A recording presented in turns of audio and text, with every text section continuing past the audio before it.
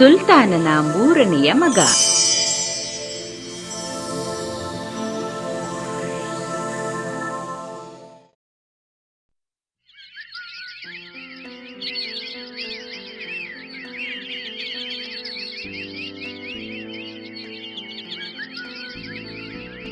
ಒಂದಾನೊಂದು ಕಾಲದಲ್ಲಿ ಒಬ್ಬ ಶಕ್ತಿಶಾಲಿ ಸುಲ್ತಾನನಿದ್ದನು. ಅವನು ಅನೇಕ ವರ್ಷಗಳ ಕಾಲ ತನ್ನ ರಾಜ್ಯವನ್ನು ಆಳಿದನು. ಆದರೆ ಅವನ ನಂತರ ರಾಜ್ಯ ನಡೆಸಲು ಅವನಿಗೆ ಗಂಡು ಮಕ್ಕಳೇ ಇರಲಿಲ್ಲ.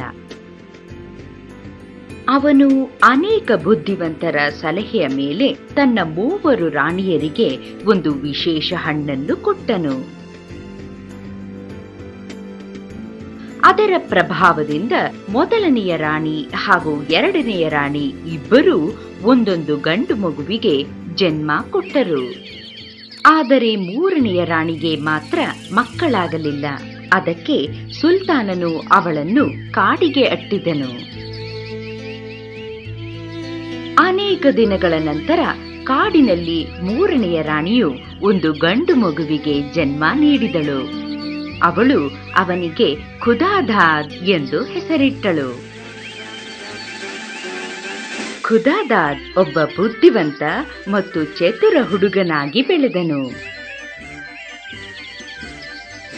ಒಂದು ದಿನ ಅವನ ನಿಜವಾದ ತಂದೆಯು ಸುಲ್ತಾನನೆಂದು ಅವನಿಗೆ ಅವನ ತಾಯಿ ತಿಳಿಸಿದಳು. ಆದರೆ ಖುದಾದಾದ್ ನನ್ನ ಸಾಮರ್ಥ್ಯ ಸಾಬೀತುಪಡಿಸಿದ ಮೇಲೆ ನಾನು ಯಾರು ಎಂದು ಸುಲ್ತಾನನಿಗೆ ಹೇಳುವೆನು ಎಂದು ತಿಳಿಸಿದನು. ಅದಕ್ಕಾಗಿ ಖುದಾದಾದ್ ತನ್ನ ತಂದೆಯ ಸೇನೆಗೆ ಸೇರಿಕೊಂಡನು. ತನ್ನ ಶಕ್ತಿ ಮತ್ತು ಯುಕ್ತಿಗಳಿಂದ ಪ್ರಸಿದ್ಧನಾಗಿ ಸುಲ್ತಾನನಿಗೆ ಆಪ್ತನಾದನು.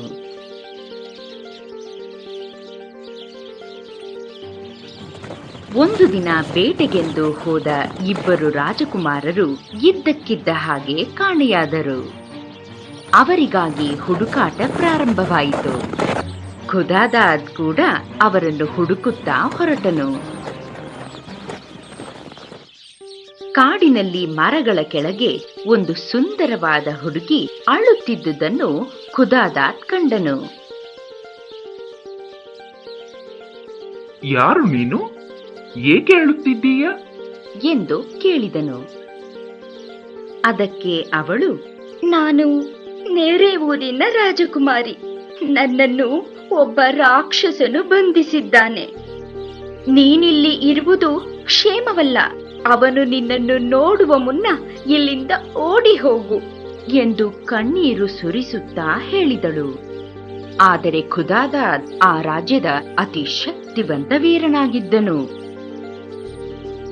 ಅವನು, ನಾನು ರಾಕ್ಷಸನೊಂದಿಗೆ ಯುದ್ಧ ಮಾಡುತ್ತೇನೆ ಮತ್ತು ಇನ್ನು ಮುಂದೆ ಅವನು ಯಾರನ್ನೂ ಹಿಂಸಿಸದಂತೆ ಮಾಡುತ್ತೇನೆ ಎಂದು ಹೇಳಿದನು. ರಾಕ್ಷಸ ಹಿಂದಿರುಗಿದಾಗ ಖುದಾದಾದ್ ಅವನ ಮೇಲೆ ದಾಳಿ ಮಾಡಿದನು. ದೀರ್ಘಕಾಲದ ಹೋರಾಟದ ನಂತರ ಖುದಾದಾದ್ ರಾಕ್ಷಸನನ್ನು ಸೋಲಿಸಿ ಅವನನ್ನು ಕೊಂದನು. ರಾಕ್ಷಸನು ಅನೇಕ ಜನರನ್ನು ಒಂದು ಗುಹೆಯಲ್ಲಿ ಬಂಧಿಸಿದ್ದಾನೆ. ಅವರೆಲ್ಲರನ್ನು ಬಿಡುಗಡೆ ಮಾಡೋಣ ಎಂದು ಖುದಾದಾದ್ನಿಗೆ ರಾಜಕುಮಾರಿ ಹೇಳಿದಳು. ಅವರಿಬ್ಬರು ರಾಕ್ಷಸನ ರಹಸ್ಯ ಗುಹೆಗೆ ಹೋಗಿ ಅಲ್ಲಿದ್ದ ಬಂಧಿತರನ್ನು ಸೆರೆಯಿಂದ ಬಿಡಿಸಿದರು. ಅದರಲ್ಲಿ ಸುಲ್ತಾನನ 2 ಮಕ್ಕಳು ಸಹ ಇದ್ದರು.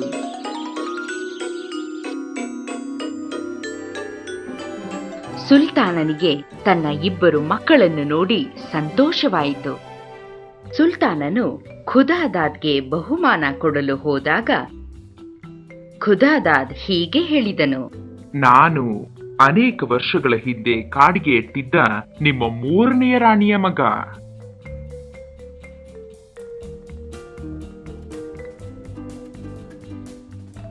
ಸುಲ್ತಾನನಿಗೆ ಖುದಾದಾದ್ ತನ್ನ ಮಗನೆಂದು ತಿಳಿದು ಬಹಳ ಸಂತೋಷವಾಯಿತು.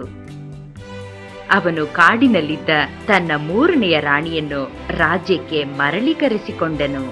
ಖುದಾದಾದ್ ರಾಜಕುಮಾರಿಯನ್ನು ಮದುವೆಯಾದನು. ಅವರು ಅರಮನೆಯಲ್ಲಿ ಬಹುಕಾಲ ಸುಖವಾಗಿದ್ದರು.